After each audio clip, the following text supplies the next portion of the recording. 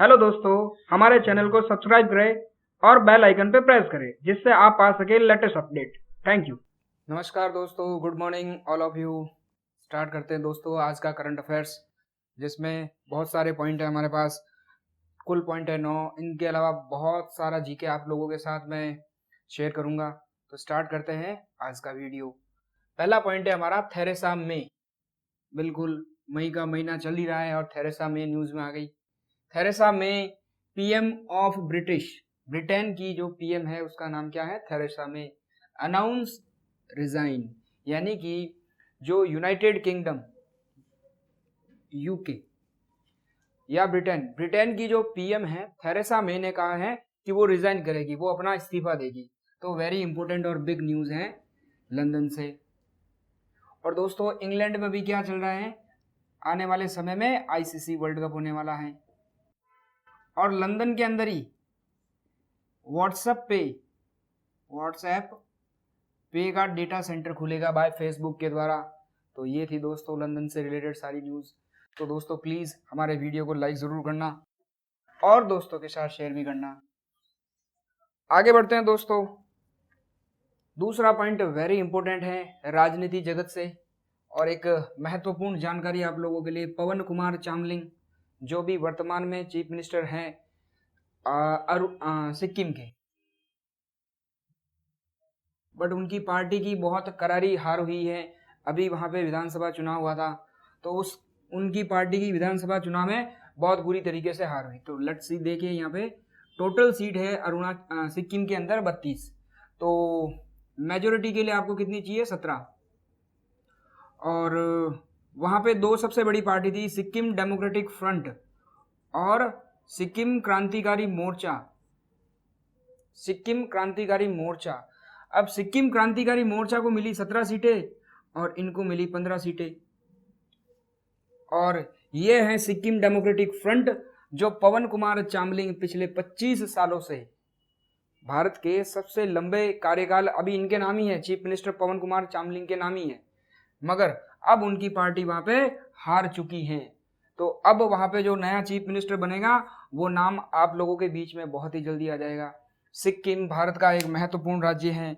सिक्किम भारत का पहला जैविक खेती करने वाला, भारत का पहला ऑर्गेनिक फार्म स्टेट है, भारत का पहला ODF free, open defecation free state भी है। खुले में शौच से मुक्त वाला भी राज्य सिक्किम है। तो सिक्किम को अभी फ्यूचर पॉलिसी अवार्ड भी मिला था food and agriculture organisation, FAO, food and agriculture organisation, खाद्य एवं कृषि संगठन रोम इटली, जिसका मुख्यालय रोम इटली में, इसने सिक्किम को फ्यूचर पॉलिसी अवार्ड दिया था। तो दोस्तों दूसरा पॉइंट हमारा ये था, वेरी इंपॉर्टेंट। अब अगला पॉइंट उसको समझना जरूरी है। मैंने आप लोगों के बीच में DBT DAE लिखा, तो इनको समझ लीजिए। देखो ध्यान से सुनना, मैं क्या बोल रहा हूं। Department of biotechnology and department of atomic energy, परमाणु वाला, और ये बायोटेक्नोलॉजी वाला, जैव वैज्ञानिक। अब इन दोनों ने मेमोरेंडम ऑफ अंडरस्टैंडिंग, दोनों ने साइन किया है कि दोनों किस पे रिसर्च करेंगे? कैंसर के ऊपर। तो आपके लिए क्वेश्चन कैसा आएगा? तो देखिए क्वेश्चन ये आ सकता है, डिपार्टमेंट ऑफ बायोटेक्नोलॉजी ने निम्न में से कौन से विभाग के साथ मेमोरेंडम ऑफ अंडरस्टैंडिंग साइन किया कैंसर के लिए? या फिर आ सकता है, इन दोनों ने मिलकर कौन से फील्ड के लिए साइन किया? कैंसर के लिए। या फिर उल्टा आएगा, डिपार्टमेंट ऑफ एटॉमिक एनर्जी ने कैंसर के लिए कौन से डिपार्टमेंट के साथ टाई अप किया, मेमोरेंडम ऑफ अंडरस्टैंडिंग किया? तो डिपार्टमेंट ऑफ बायोटेक्नोलॉजी। अब ये तो कॉमन क्वेश्चन हो गए। इसके अलावा वेरी इंपॉर्टेंट दो क्वेश्चन, ये दोनों डिपार्टमेंट कौन सी मिनिस्ट्री में आते हैं? तो पहले बात करते हैं इसकी, डिपार्टमेंट ऑफ बायोटेक्नोलॉजी। तो ये आता है हमारा साइंस एंड टेक्नोलॉजी में, विज्ञान और प्रौद्योगिकी में, और ये दूसरा ध्यान रखना, एटॉमिक पावर हमारे देश में पीएम के पास है। तो पीएम के अंडर में कौन सा आता है? एटॉमिक एनर्जी वाला। और ये किस में आता है? अपने साइंस और टेक्नोलॉजी में। दोस्तों इसका जो चेयरमैन अभी वर्तमान में है वो है के एन व्यास। के एन व्यास, वेरी इंपॉर्टेंट दोस्तों, ये भी आप अपनी कॉपी में नोट डाउन कर लें। और अगर आपका कोई क्वेरी इसके बारे में जानकारी चाहिए तो आप मुझे कमेंट सेक्शन में जरूर लिखकर भेजें। आगे बढ़ते हैं दोस्तों, चौथा पॉइंट आज का हमारा डीआरडीओ से रिलेटेड। पहले बात कर लेते हैं डीआरडीओ। डीआरडीओ की फुल फॉर्म है defence research and development organisation. Development organisation जिसका मुख्यालय है नई दिल्ली के अंदर, और वर्तमान में इसके जो चेयरमैन हैं वो हैं जी सतीश रेड्डी।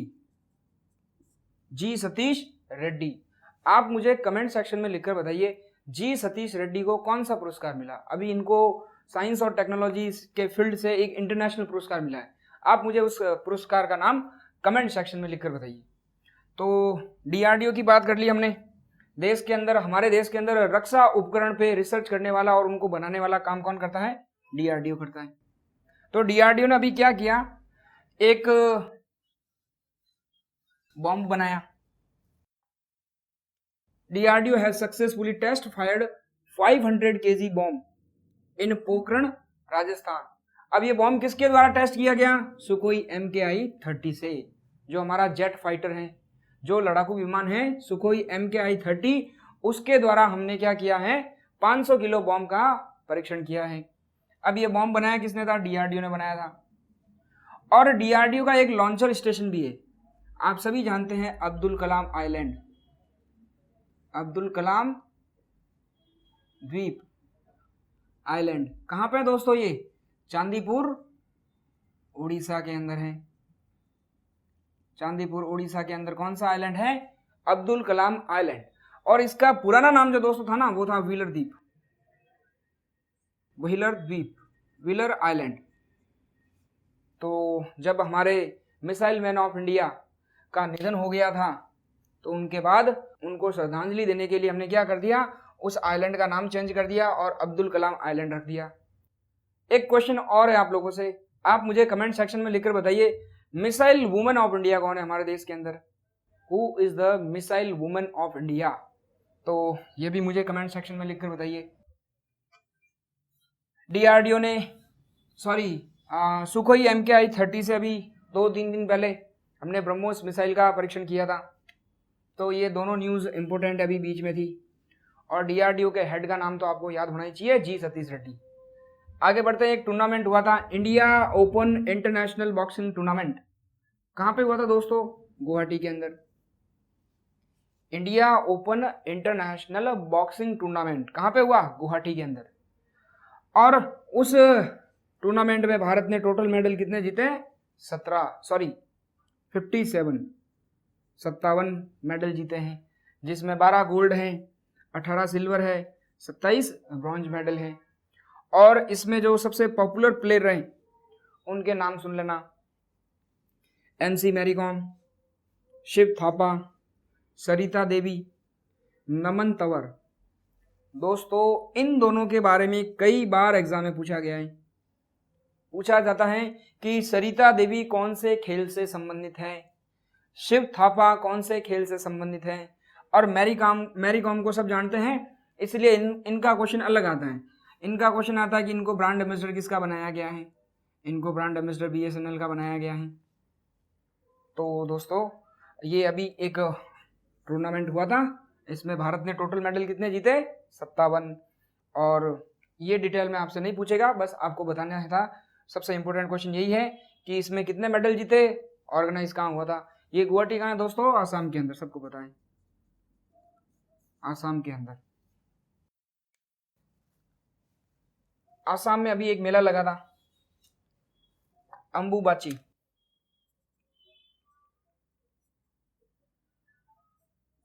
कामाख्या टेम्पल है वहां पे, कामाख्या मंदिर के अंदर ये अंबुबाची मेला लगा था अभी। कहाँ पे? गुवाहाटी, आसाम के अंदर। और ये मंदिर गुवाहाटी के अंदर है। आगे बढ़ते हैं दोस्तों, अगला पॉइंट है, इंडिया ने एक और आतंकवादी संगठन को बैन कर दिया है। नाम क्या है दोस्तों उसका? जमात उल मुजाहिदीन। जमात उल मुजाहिदीन, ये कहाँ का था? बांग्लादेश का। उसको भी बैन कर दिया है। तो मैंने अभी आपसे पूछा कि भारत ने एक और बैन किया था, इसका मतलब क्या है? एक और पहले हो रखा है, तो उसका नाम क्या है दोस्तों? लिट्टे, जो श्रीलंका वाला है। तो अभी रिसेंटली भारत सरकार ने कौन से 2 टेररिस्ट ग्रुप को बैन किया है? तो जमात उल मुजाहिदीन और लिट्टे। और संयुक्त राष्ट्र संघ ने किसे ग्लोबल टेररिस्ट घोषित किया है? वो सभी पता है आपको, मसूद अजहर को। और ये घोषित करने का जो काम किया ना, वो इसने किया, United nation security council. United nation security council, संयुक्त राष्ट्र सुरक्षा परिषद, जिसके अंदर कुल टोटल मेंबर होते हैं 10, सॉरी टोटल मेंबर होते हैं 15, जिसमें 10 होते हैं नॉन परमानेंट, अस्थायी, और 10 होते हैं, सॉरी 5 होते हैं परमानेंट, स्थायी। स्थायी हमेशा याद रखो, मैंने ट्रिक बनाई है, ABCFR। USA America, UK Britain, China, France और रशिया। तो आपके लिए ऑप्शन में क्या है? वो आता है कि इनमें से कौन सा नहीं है, तो जर्मनी, जापान और इटली वगैरह ऑप्शन मिलते हैं, तो वो नहीं है, ये ही राष्ट्र हैं। इसकी ट्रिक भी बनाई है, ABCFR, America, Britain, China, France और रशिया। आगे बढ़ते हैं दोस्तों, 23 मई को, 23 मई को विश्व कछुआ दिवस, वर्ल्ड टर्टल डे, विश्व कछुआ दिवस मनाया गया 23 मई को। अब अगला पॉइंट वेरी इंपॉर्टेंट है, देखो पहले तो इसको समझ लीजिए, इंडियन वुमेन्स लीग। आप लोगों ने फुटबॉल के अंदर प्रोफेशनल गेम होते हैं, आपको पता ही है हमारे इंडिया के अंदर पुरुषों का, तो महिलाओं का जो होता है उसका नाम क्या है? Indian women's league. तो ये अभी किसने जीता है? सेथु करके एक टीम थी, उसने जीता है। किसको हराया? मणिपुर पुलिस करके सेथु टीम है, मणिपुर पुलिस को हराया, और वो चैंपियन जो इंडियन वुमेन लीग है चैंपियनशिप, वो जीत ली है। अब एक्चुअल में क्या है कि ये गेम हुआ कहाँ था? एग्जाम में क्वेश्चन आता है कि ये स्टेडियम कहाँ है। अब ये स्टैटिक वाला पार्ट है, बट न्यूज में होता है और हमें पता नहीं होता है। और वो स्टेडियम है गुरु नानक स्टेडियम, गुरु नानक स्टेडियम, लुधियाना, पंजाब।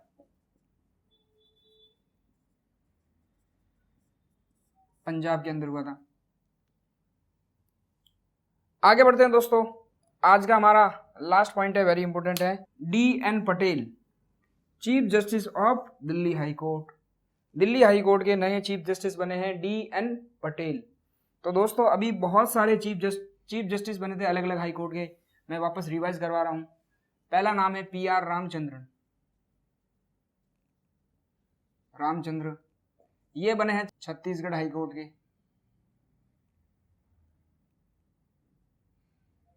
छत्तीसगढ़। और दूसरा नाम है प्रदीप नंदराजोन, ये बने हैं Bombay high court, Bombay high court. और तीसरे हैं TBN राधाकृष्णन,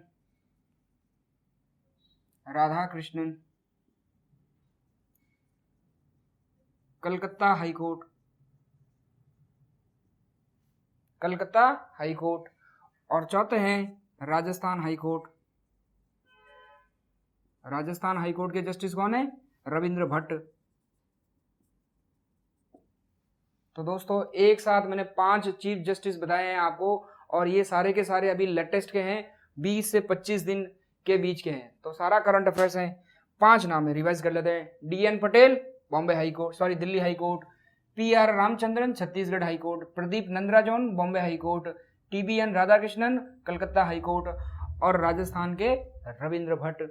तो दोस्तों आज का हमारा ये वीडियो था, आप इसको लाइक ज़रूर करना, और इसमें अगर कोई एक एरर है, बिल्कुल अगर एक एरर है तो प्लीज़ आप मुझे वो ज़रूर बताएं, कमेंट सेक्शन में लिखकर बताएं। एक एरर ज़रूर है, आप मुझे कमेंट सेक्शन में लिखकर ज़रूर बताएं, और वो एरर क्या है ज़रूर आप कमेंट सेक्शन में लिखकर बताएं। तो अपने दोस्तों के साथ हमारे वीडियो को शेयर भी ज़रूर करें और वीडियो को लाइक करें। धन्यवाद।